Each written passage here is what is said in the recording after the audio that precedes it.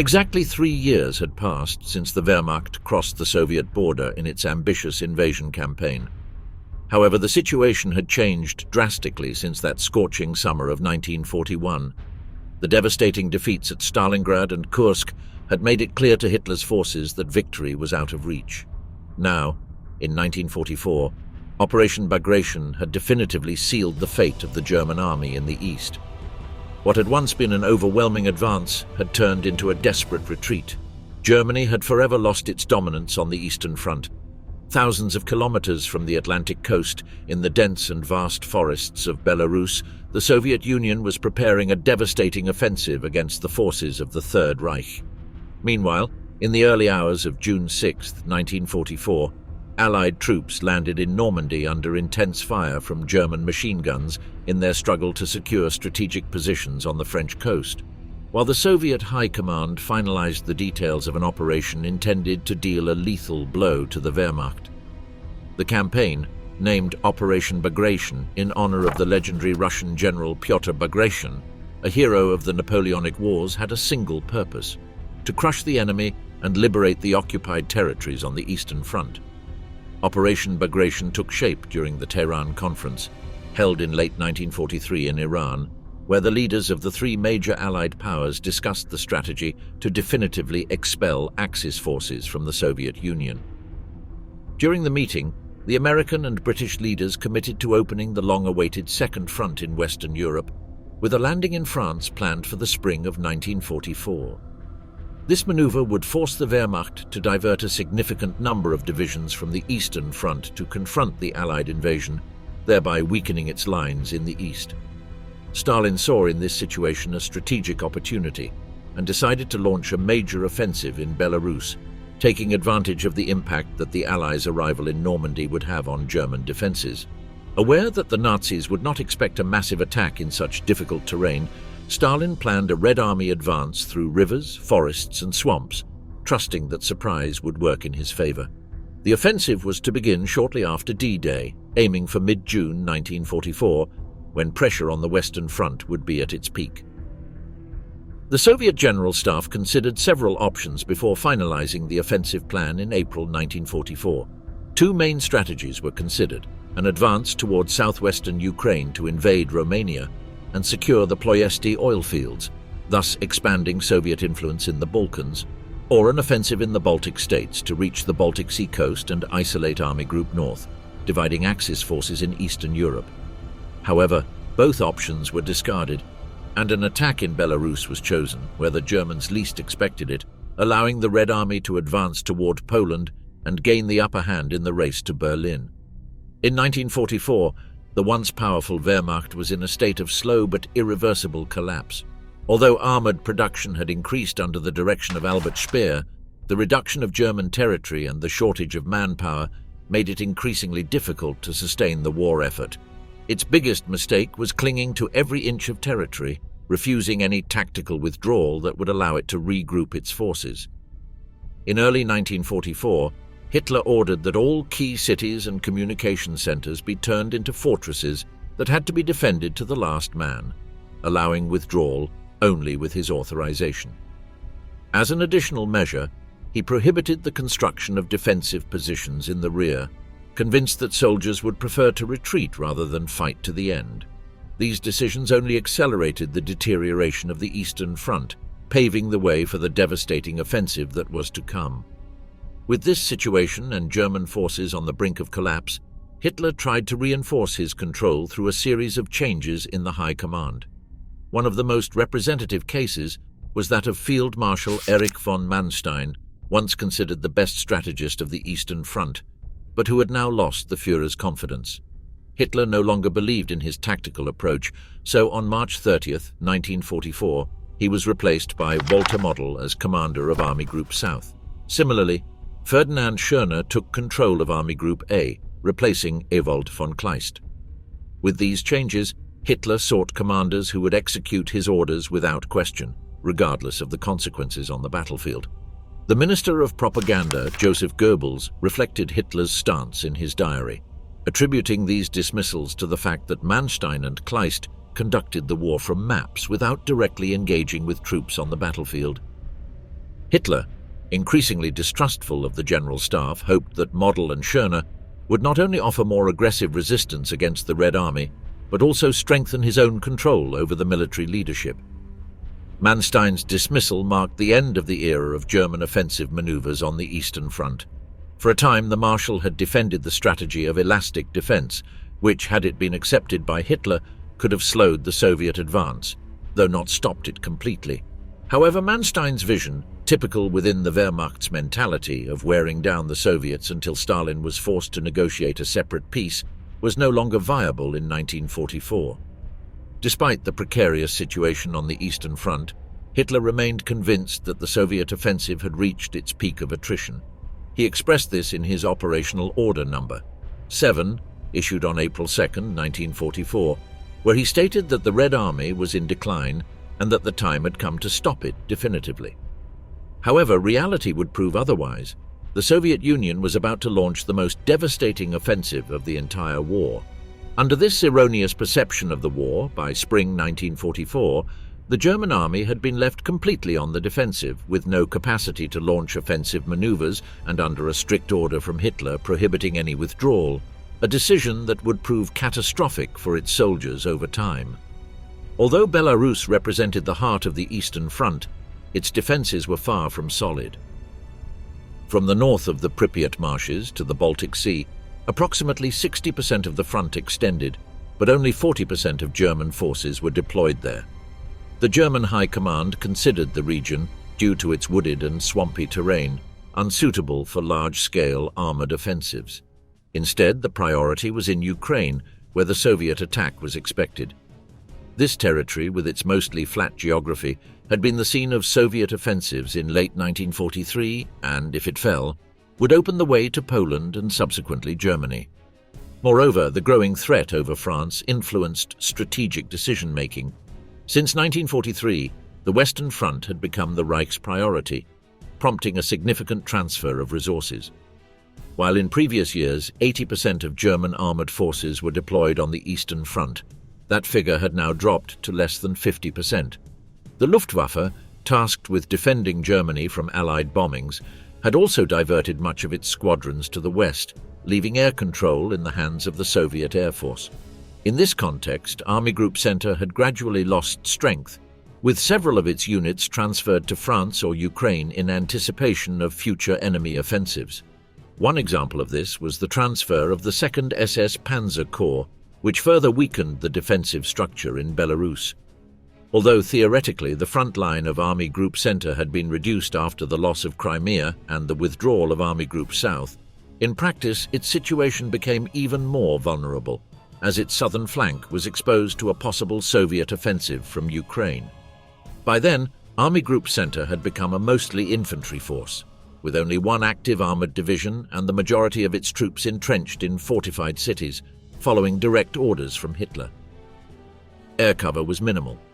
The 6th Luftflotte, based in Minsk, had about 800 aircraft, but only 40 Mi-109 fighters were operational, along with 450 Ju-87 and He-111 bombers, a force insufficient to counter Soviet air superiority. On the eve of the Soviet offensive, Army Group Center had 34 infantry divisions, 2 Luftwaffe field divisions, 5 security divisions, and a single Panzer division, which had only half of its full strength. In addition, there were some Hungarian divisions in the rear, totaling 52 divisions and 400,000 men.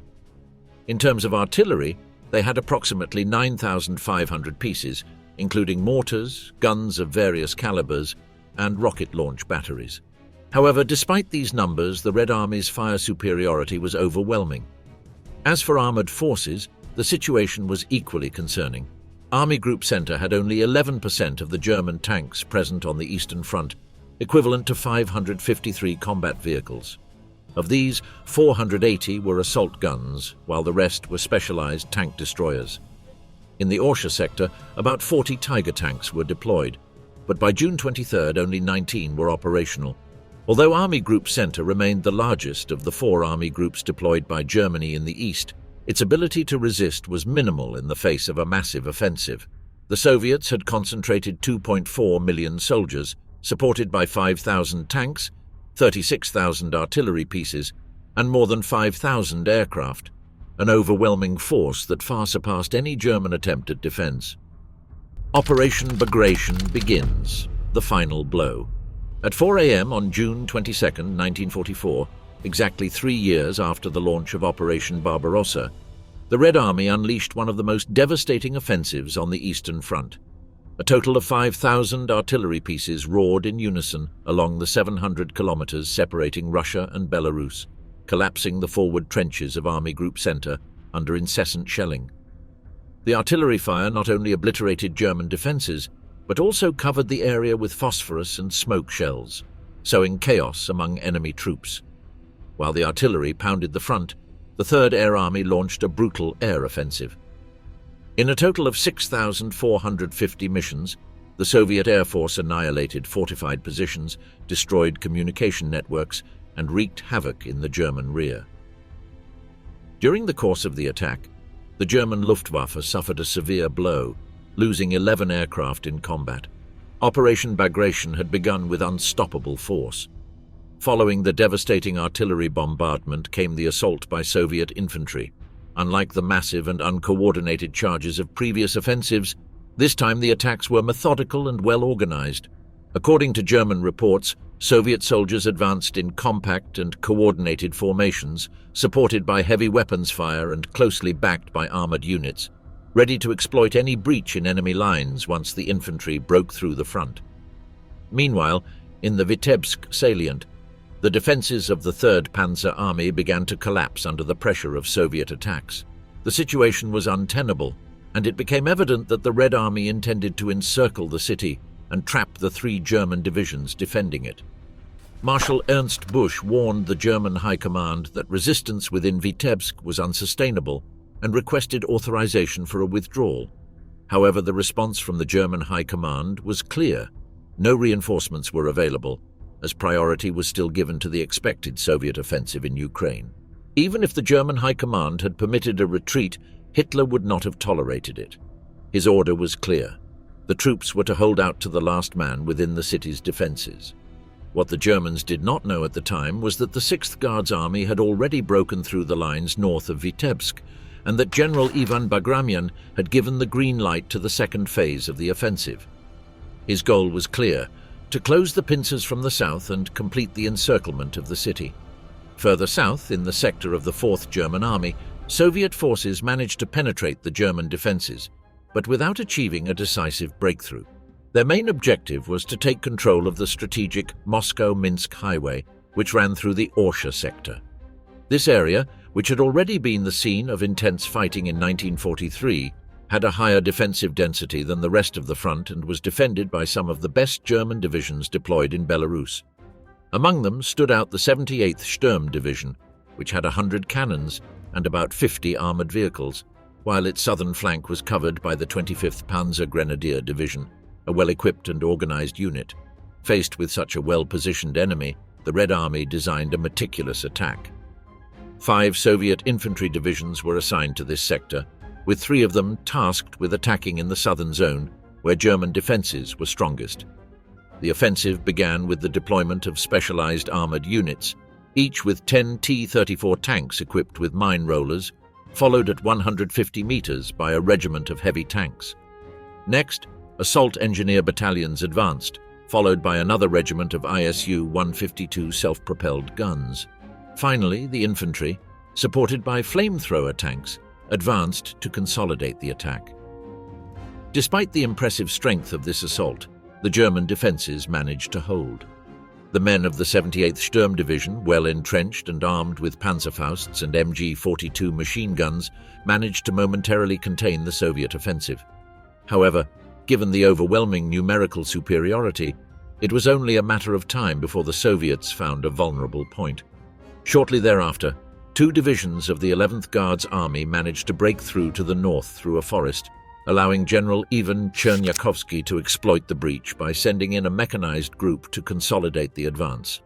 Realizing the danger, Marshal Ernst Busch resorted to his last reserves and ordered the Feldherrnhalle Division to take up positions on the Dnieper River, establishing a second defensive line in a desperate attempt to halt the Soviet advance. defensive line in a desperate attempt to halt the Soviet advance. In the southern sector towards Bobruisk, the Soviet offensive encountered its only point of stagnation. The difficult terrain, combined with the fierce resistance of the 9th German Army, managed to temporarily halt the Red Army's advance, albeit at an extremely high cost for the German forces. Faced with this situation, Marshal Konstantin Rokossovsky decided to pause the attack and ordered it to resume the following day, this time preceded by a new massive bombardment, both artillery and air, with the aim of further wearing down enemy positions. By the end of the first day of fighting, the Soviet offensive was advancing as planned. Vitebsk was practically encircled, and the units of the 11th Guards Army were dangerously close to the strategic Minsk-Moscow highway. However, the German High Command, repeating the same mistakes made in France days earlier, remained convinced that the main attack would take place in Ukraine, which led to the decision not to send reserves from the south. This decision would prove catastrophic in the days to come. In the northern sector of the offensive, Soviet troops achieved their first victory. During the night of the 23rd to the 24th, the 4th Army managed to break through the defenses of the German 9th Corps, advancing to the city's second defensive line. At the same time, the 6th Guards Army posed a serious threat of encirclement. At 2:45 a.m., the order was given to the 9th Corps to evacuate the second line and withdraw west of the Dwina River. By noon on the 24th, the Red Army's vanguard units had reached the eastern bank of the river and could have crossed it if the Germans had not destroyed the bridges, even though they still had troops on the eastern side. That same morning, Commander Reinhardt, in charge of the 3rd Panzer Army, realized that the Soviet plan was to encircle Vitebsk. However, it was already too late. By late morning, the forces of the 6th Guards Army and the 43rd Army managed to meet west of the city, closing the encirclement around the 53rd Army Corps. In an attempt to break the isolation, it was proposed that the 4th Luftwaffe Field Division attack from the southwest, but before acting, authorization was requested from the OKH. The Luftwaffe would attack from the southwest, but before taking action, authorization was requested from the OKH. Hitler, however, rejected the proposal, which forced Bush to order the 53rd Army Corps to attempt a breakout from within using 2 Luftwaffe divisions, while the other 2 infantry divisions continued the defense of the city. At 8:15 p.m., Hitler finally authorized a breakout attempt on the condition that, if successful, the forces would withdraw to the Tiger defensive line. However, he set an inflexible requirement. The 206th Infantry Division, commanded by General Hitter, had to remain in Vitebsk and resist to the last man.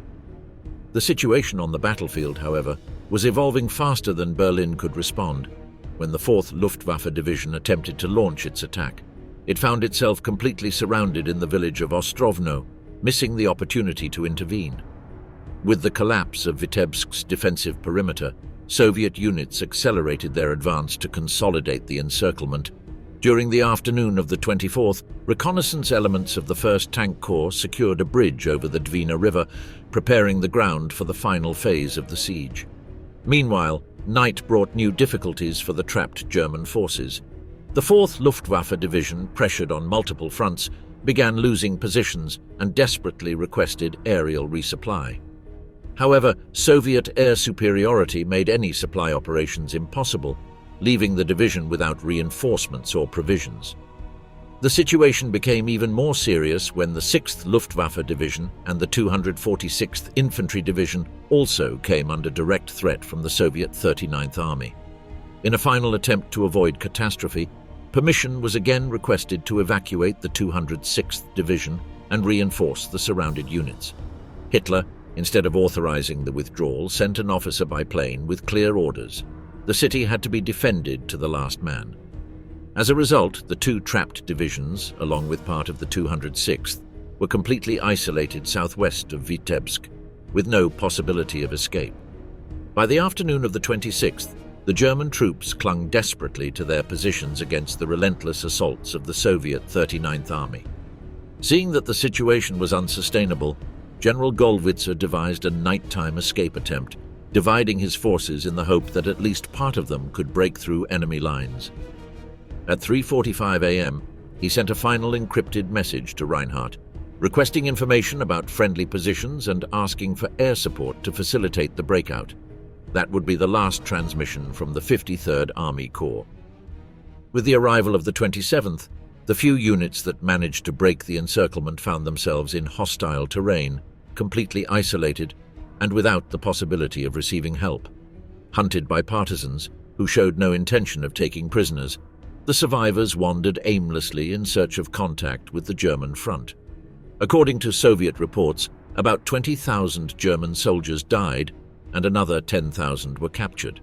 In contrast, German figures indicated 5,000 fatalities and approximately 22,000 prisoners. What is indisputable is that only a small number of combatants managed to reach German lines after the collapse of Vitebsk. The brutal Soviet assault had caught the Army High Command off guard, which still maintained the belief that the offensive in Belarus was nothing more than a diversion and that the main blow would come in Ukraine. Hitler's stubborn refusal to allow a strategic withdrawal had sealed the fate of thousands of soldiers, sacrificed in the futile defense of a city that, by then, was far behind the overwhelming advance of the Soviet armored columns. However, the Vitebsk catastrophe was only the prelude to an even greater defeat. Despite the enormous offensive effort of the Soviet forces, the attack launched to the south by 3 divisions on the 23rd barely managed to overcome the first German defensive line. The 78th Division not only successfully resisted, but began constructing a second defensive line with the goal of further slowing the enemy advance.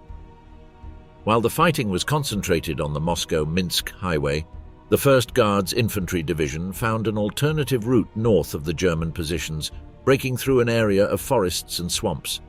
A reconnaissance patrol discovered that a railway crossed the swampy area. Although narrow, it offered a potential route of advance. Betting everything on this option, General Galitsky ordered the movement of his reserves along this new route. The Germans, detecting the maneuver, launched a counterattack in the Lake Oreki area on June 24th. Although the attempt to stop the offensive was unsuccessful, the German action caused a delay in Soviet plans, which forced the 5th Guards Tank Army to be redirected north to reinforce Galitsky's troops. Finally, on June 25th, the 11th Guards Army managed to break through the 78th Division's defense and began its advance toward Orsha. This breakthrough convinced General von Tippelskirch of the need to withdraw to a new defensive line on the Dnieper River to avoid total collapse. However, the OKH rejected the request for withdrawal. Faced with this refusal, Tippelskirch acted pragmatically, and after assuring his superiors that he would fight to the last man, discreetly ordered his units to begin a staggered retreat to the rear. Despite his efforts, the authorization to abandon Orsha was denied directly by Hitler. By the night of the 26th, the 2nd Soviet Tank Corps managed to encircle Orsha from the north, while an armored brigade completed the encirclement from the west. The city fell between the night of the 26th and the early morning of the 27th, after a coordinated assault between the 11th Guards Army and the 31st Army, securing a crucial victory for Soviet forces. After the fall of Orsha, the 5th Guards Tank Army was ordered to exploit the breach and redirect its advance southwest. The largest concentration of Soviet tanks began to move with a clear objective: Minsk. It was then that the German High Command finally understood that this was not merely a diversionary maneuver, but a large-scale offensive.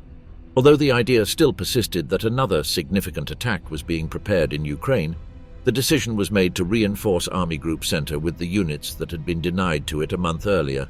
On June 26th, the 5th Panzer Division arrived in Minsk with the desperate mission of stopping the Soviet advance on the Minsk-Moscow highway. At that time, the 5th Panzer still maintained considerable combat power, with 70 Panther tanks, 55 Panzer IVs, and the 505th Heavy Battalion with 29 Tigerbenen tanks. The defensive plan was to establish a containment line on the Berezina River, allowing the 4th Army to conduct an organized withdrawal to safer positions. However, upon arriving at the Berezina area, the soldiers of the 5th Panzer found a chaotic scene. Thousands of retreating troops were crowding the river bridges, trying to cross while abandoning enormous amounts of military equipment. Amid the confusion, vehicles and supplies were being left behind en masse, while constant attacks by the Soviet Air Force turned the retreat into a nightmare. What was supposed to be a key defensive line had become a point of absolute disaster. With the front collapsing and enemy forces advancing without significant resistance, the battle for Minsk was about to become an even greater catastrophe for the German forces. The first clash took place on the afternoon of June 28 near Krupki, when M4 Sherman tanks of the 3rd Guards Tank Corps clashed with the Tiger I tanks of the 505 Heavy Battalion. Despite suffering heavy casualties, the Soviet forces managed to take the city at dawn on the 29th. However, their advance was finally halted in Borisov, where the engineers of the 5th Panzer Division managed to slow their offensive. Meanwhile, the 29th Tank Corps managed to cross the Berezina River near the Studenka area, but a swift counterattack by the 5th Panzer's Reconnaissance Battalion forced them to withdraw. With that crossing blocked, the Soviets, supported by engineer units, attempted to forge a path through the swamps northwest of Borisov, managing to encircle German defensive positions. On June 29th, intense fighting between the 11th Guards Army and the 5th Panzer near Kostritsa marked the beginning of an imminent collapse for the German forces. Finally, on June 30th, the 216th Division succeeded in cutting the Moscow-Minsk highway, while several Soviet units crossed the Berezina. The 29th Tank Corps crossed the river north of the 5th Panzer, while the 3rd Mechanized Corps did the same farther south, using their own vehicles as makeshift submerged obstacles to create a ford. South of Borisov, 3 divisions of the 11th Guards Army also managed to cross the river, annihilating the weak resistance offered by 5 regiments of the Feldgendarmerie. Even farther south, the Soviet 31st Army crossed the Berezina and overwhelmed the positions of the German 31st Infantry Division. Between June 30th and July 1st, Soviet forces crossed the river at multiple sectors without encountering organized resistance capable of stopping their advance. The Luftwaffe attempted several attacks with Focke-Wulf 190 fighter bombers in the hope of halting the Soviet armored push. However, Soviet air superiority and German disorganization prevented these raids from having any significant impact on the battlefield. With the loss of the Berezina, the road to Minsk was virtually open for the Soviet vanguards. Finally, the 5th Guards Infantry Division completely sealed the encirclement around Borisov. At the same time, the 3rd Guards Tank Corps began its assault on the Berezina Bridge. Just as the first T-34s attempted to cross it, German forces detonated the previously placed explosives, destroying the structure and blocking passage. Despite the demolition, the fighting continued among the ruins of the bridge, where German defenders resisted fiercely. However, the Red Army found other crossing points and gradually managed to cross the river, bringing the battle into the heart of the city. Bobruisk, the storm of steel on the southern front. While the 3rd Belarusian Front advanced from the north toward Minsk, the 1st Belarusian Front, under the command of Rokossovsky, moved in from the south. On the first day, the advance was limited due to the difficult marshy terrain which prevented significant progress. However, on June 24th, the situation changed radically. The Soviet forces managed to open considerable breaches in the defensive line of the 134th Infantry Division, with penetrations in some sectors reaching depths of up to 10 kilometers. Alarmed by the gravity of the situation, General Jordan, commander of the German 9th Army, requested permission from Marshal Busch to deploy the main available reserve, the 20th Panzer Division. However, the unit was still in the process of re-equipping and was not fully operational. It had only 71 Panzer IVs available, and only half of its Panther tanks were ready for combat. As soon as the 20th Panzer began its advance, the Soviet 65th Army exploited a breach south of Bobruisk and launched a simultaneous counterattack. Seeing the opportunity, Rokossovsky ordered the 1st Guards Tank Corps to advance through the same breach. Facing the threat of encirclement, General Jordan ordered the 20th Panzer to withdraw and head south. The retreat was slow due to the poor condition of the roads and the multitude of refugees. Soon, the vanguard of the 20th Panzer clashed with Soviet forces south of Bobruisk. Despite destroying more than 60 enemy armored vehicles, the Germans also suffered significant losses and failed to halt the Soviet advance. Meanwhile, in the north, the 1st Guards Tank Corps was about to encircle the German troops on the eastern bank of the Berezina. Fearing Hitler's reaction, Marshal Busch forbade any retreat as long as there was still a chance to contain the Soviets. On June 26th, the 20th Panzer withdrew to the outskirts of Bobruisk under pressure from the 1st Guards Tank Corps from the south and the 9th Tank Corps from the east. The next day, the 9th Corps captured the main Berezina crossings, blocking the German retreat and trapping several infantry divisions.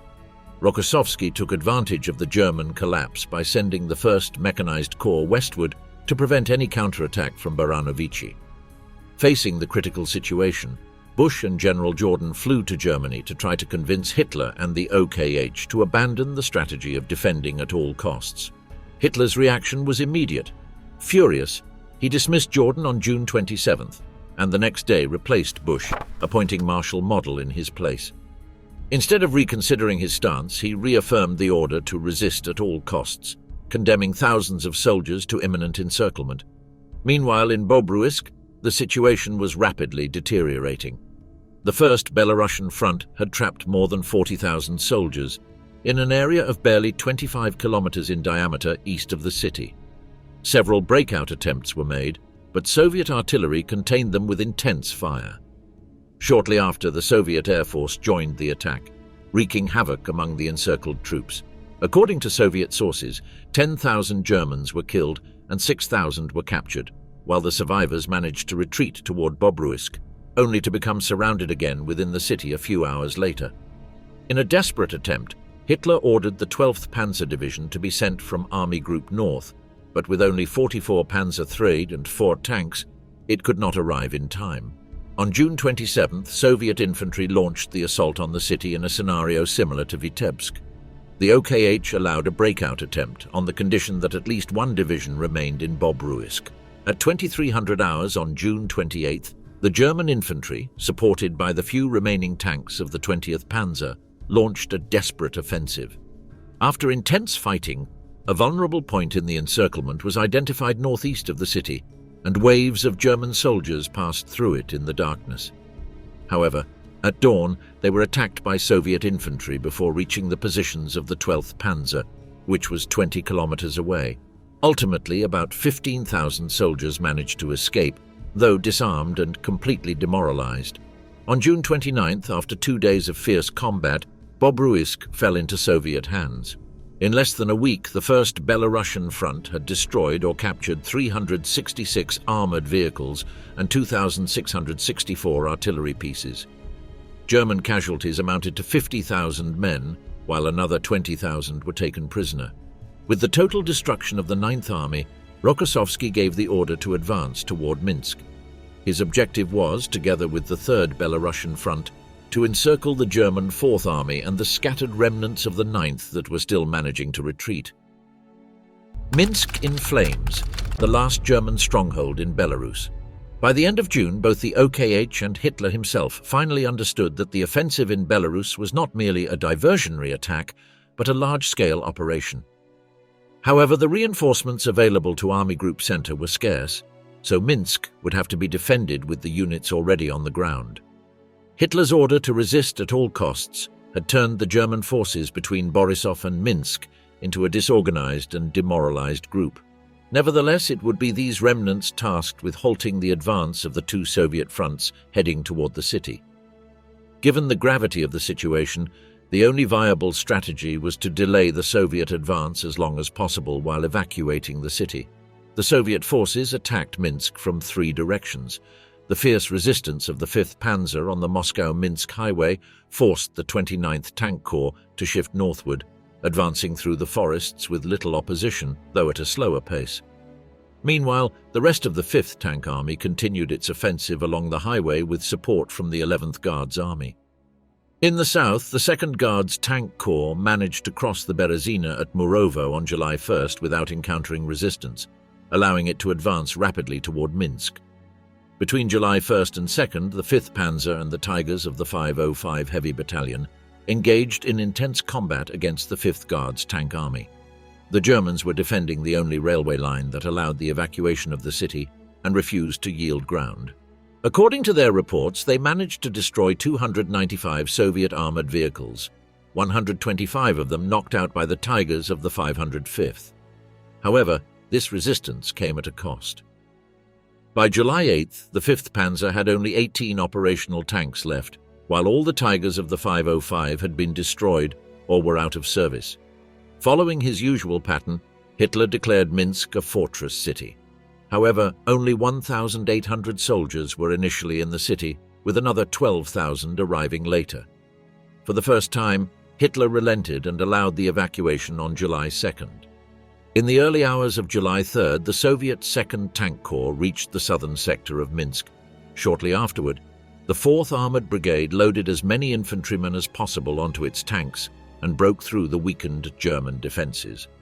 Hours later, the 1st Guards Tank Corps of the 1st Belarusian Front joined the attack from the southeast. In the following days, 2 more Soviet armies joined the offensive. With the fall of Minsk, the first major objective of Operation Bagration had been achieved. The encirclement of Minsk trapped a large number of German soldiers east of the city, as many divisions were still crossing the Berezina when the isolation was completed. Soviet infantry immediately began operations to eliminate these pockets of resistance. During the first days of July, German escape attempts were relatively organized, allowing several units to break through Soviet lines and retreat westward in some order. However, as the days passed, the lack of supplies and ammunition weakened their fighting capacity, gradually reducing the chances of escape. By July 9th, the last German stronghold of resistance had been annihilated, although Soviet infantry continued to comb the region for stragglers for weeks. According to estimates, of the 15,000 men encircled east of Minsk, only about 1,000 managed to escape. The speed of the Soviet advance also overtook numerous units of the 9th Army and the 3rd Panzer Army, although they managed to retreat northward. By then, Army Group Center had been practically annihilated. 17 divisions were completely destroyed, and German casualties reached 300,000 men, half of whom were captured. The disappearance of a GC represented Germany's worst military defeat of the entire Second World War. In less than 2 weeks, the Red Army had eliminated more divisions and inflicted more casualties on the enemy than the Germans had suffered at Stalingrad. This devastating breach in the defensive lines forced the German High Command to transfer reinforcements from army groups north and south, severely weakening both fronts. The collapse of Army Group Center left Germany without an effective barrier in Belarus. The gateway to the heart of the Reich was now completely open. Storm of Steel, the Lvov-Sandomierz offensive. The OKH was well aware that Army Group South, also known as North Ukraine, would be the next target of a Soviet offensive, although it did not know the exact date. Having sent part of its forces to reinforce Army Group Center, AGS was weakened, something the Soviets would not take long to exploit. Opposing them was one of the largest concentrations of the Red Army, the First Ukrainian Front under Marshal Konev, with more than 1 million soldiers, 1,600 tanks, 14,000 artillery pieces and mortars, and 2,800 aircraft. Additionally, it would be supported by Rokossovsky's First Belarusian Front, positioned further north. Under the command of General Harper, Army Group South had 5 panzer divisions, 1 motorized division, and 34 infantry divisions. Weeks earlier, it would have been in a position to face Konev's forces on equal terms, but after the transfer of troops northwards, its strength had been reduced to 900,000 soldiers, 900 tanks, 9,000 artillery pieces, and 700 aircraft. However, its defenses were deep and fortified, reaching up to 30 kilometers in some sectors. The magnitude of the Soviet buildup made it impossible to conceal the target of the offensive, which was clearly aimed at Lvov. Aware of the Soviet tactic of massive artillery barrages, the German command began to withdraw its artillery to rear positions to minimize losses. Konev detected the movement and decided to act first. Without waiting for the initial bombardment on July 13th, he launched his infantry against the German lines. The defenders, this time with artillery and Luftwaffe support, put up fierce resistance. However, the overwhelming Soviet superiority eventually prevailed. After 2 days of intense fighting, the Red Army encircled the city of Brody, while the 13th Army opened a breach in the front, allowing mechanized forces to advance northward. The Germans maintained strong resistance east of Lvov, prompting General Harper to resort to his strategic reserve. On July 14th and 15th, he sent the 1st and 8th Panzer Divisions to try to halt the Soviet offensive. Meanwhile, Konev, who had orders not to deploy his tanks until the infantry had broken through the enemy defenses, realized that German resistance would not collapse without armored support. On July 16th, he ordered the 3rd Guards Tank Army to advance through a narrow corridor at Koltov, followed the next day by the 4th Tank Army. On the 17th, the Soviet vanguard reached Lvov and engaged the German panzers. The situation worsened for the Wehrmacht on July 18th, when Rokossovsky joined his offensive with Konev's, launching an attack toward Kovel. After 2 days of heavy fighting, the German defensive line was overcome, and Rokossovsky set course for Lublin, penetrating Polish territory. That same day, the failed assassination attempt against Hitler in East Prussia, combined with constant defeats in France and on the Eastern Front, shattered the morale of German troops, who were beginning to see the war as a lost cause. In Lvov, the Soviet offensive advanced more slowly than expected. The initial armored assault failed due to the swampy terrain surrounding the city, allowing Harper to reinforce the defense with infantry units. Konev, for his part, avoided committing more tanks to such a difficult advance. Each day of resistance in Lvov represented valuable time gained for the Germans, who rushed to reinforce their new defensive line along the San River.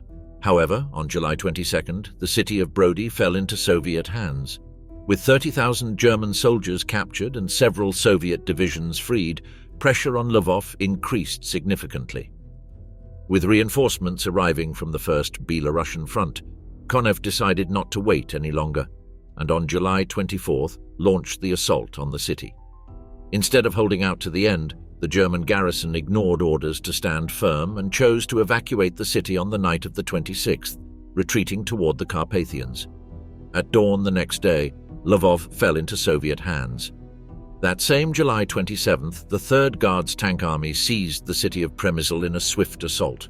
On July 27, 1944, the collapse of the defensive system in Galicia became inevitable when the First Ukrainian Front took Lvov and Przemysl, previously evacuated by Axis forces. These advances allowed the 3rd Guards Tank Army to cross the Vistula River for the first time within hours, establishing a bridgehead near Magnusu that quickly expanded to 5 kilometers wide and 3 deep. In an attempt to retake the western bank, the 4th Panzer Army launched multiple counterattacks, but the 1st Ukrainian Front responded by deploying the 13th Army and a large concentration of artillery. Not only did they repel the German assaults, but they expanded the bridgehead to 20 kilometers, reaching just 65 kilometers from Warsaw. The advance in eastern Poland began to slow by late July 1944. The Second Belarusian Front encountered difficulties in the Augustów Forest, where remnants of the German Fourth Army offered fierce resistance. In Lipsk, they managed to temporarily retake the city before being expelled again by the Soviets, and even destroyed 180 enemy armored vehicles in another engagement. However, the German defense could barely hold. Once Soviet troops dismantled the fortifications of the 50th Infantry Division at Nemanz and Svislok, the fall of Białystok was imminent.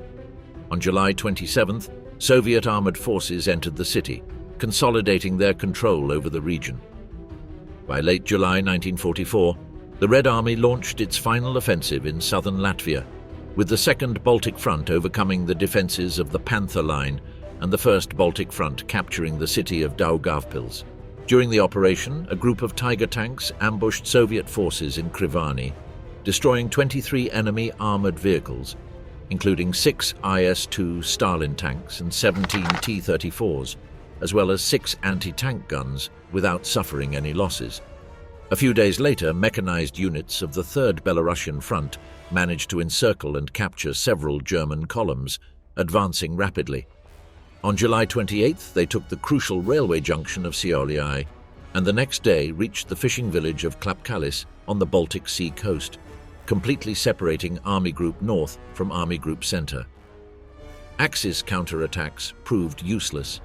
Between July 30th and 31st, Soviet forces widened the corridor by capturing Birzai, Bauska, Joniskis, and Jelgava, as well as the port of Tukums in the Gulf of Riga. Unable to reverse the situation, and after the occupation of about 900 localities in a 230-kilometer advance, on August 1st, the German command ordered the evacuation of the last 10,000 soldiers from northeastern Lithuania. By the end of the day, the city of Kaunas had fallen into Red Army hands. On August 1st, 1944, the First Belarusian Front under Marshal Konstantin Rokossovsky launched an additional offensive as part of Operation Bagration, driven by a direct order from Joseph Stalin. Its objective was to reach Warsaw in parallel with the Armia Krajowa uprising. The advance began with General Vasily Chuikov's 8th Guards Army, which crossed the Vistula in 83 Duke AW amphibious vehicles, and General Alexei Radzievsky's 2nd Tank Army, which deployed 540 tanks, including 313 T-34s, 24 IS-2 Stalins, 93 Shermans, and several Su-85, Su-76 and Su-57 tank destroyers. After crossing the river, Soviet forces captured Siedlce, destroying a German armored train, and then took Radzimin and the Zegze Bridge, positioning themselves just 12 kilometers from Warsaw. It seemed that the Red Army was about to reach the Polish capital when the 2nd Tank Army made a fatal mistake. Advancing parallel to the Vistula, between the Liviak and Zana rivers, it ended up in an extremely vulnerable position with no protection on its flanks. Marshal Walter Model quickly detected this weakness and assembled an armored force to launch a counterattack.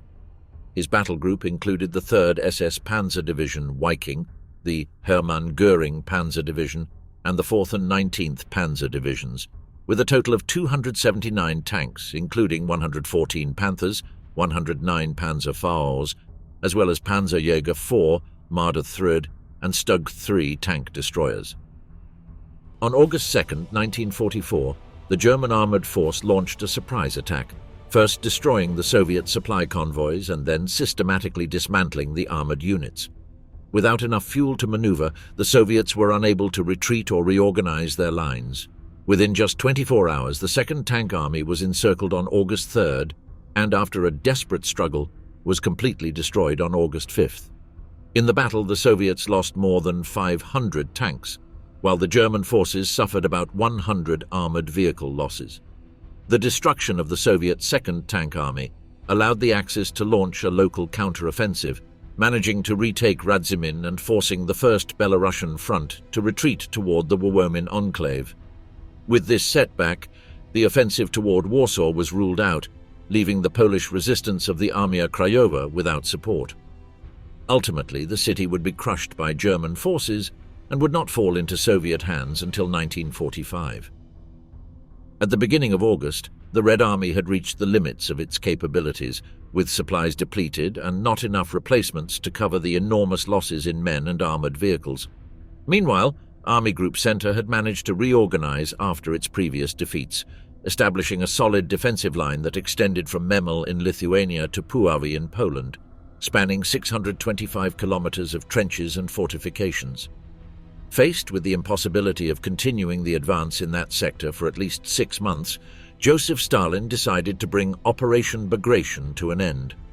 On August 5, 1944, Operation Bagration came to an end at the gates of Warsaw, specifically in Wołomin. Since its beginning on June 22nd, the Red Army had covered 600 kilometers from the outskirts of Orsha in Belarus to the Vistula River in Poland. During this sweeping offensive, Army Group Center was completely destroyed, Army Group North was isolated on the Baltic Sea coast, and Army Group North Ukraine suffered severe damage. Over the course of the campaign, 28 Axis divisions were annihilated, although the cost for the Soviet Union was high.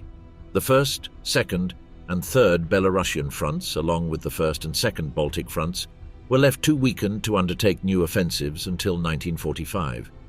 Soviet losses amounted to 1,058,603 casualties, with 243,460 soldiers killed and 815,143 wounded, as well as the destruction of 4,226 tanks, 3,829 artillery pieces, and 822 aircraft. On the Axis side, casualties reached 417,000 men, 409,000 Germans, 7,000 Ukrainians, and 1,105 French from the Vichy regime, of whom 360,000 were killed or wounded and 57,000 captured. They also lost 200 tanks, 1,300 guns, and 57,000 vehicles. Without a doubt, Operation Bagration represented the greatest military disaster of the Third Reich in the Second World War, far surpassing the defeat at Stalingrad. The disappearance of Army Group Center, a previously unheard-of event on the Eastern Front, allowed the Red Army to retake Belarus, Galicia, eastern Poland, southern Latvia, and half of Lithuania. Although the Axis managed to temporarily stabilize the front, the situation only held until early 1945. Once recovered from its losses, the Soviet Union launched its next offensive along the Vistula, securing the occupation of Poland and East Prussia and advancing to Berlin, which precipitated the fall of the Third Reich and the end of World War II.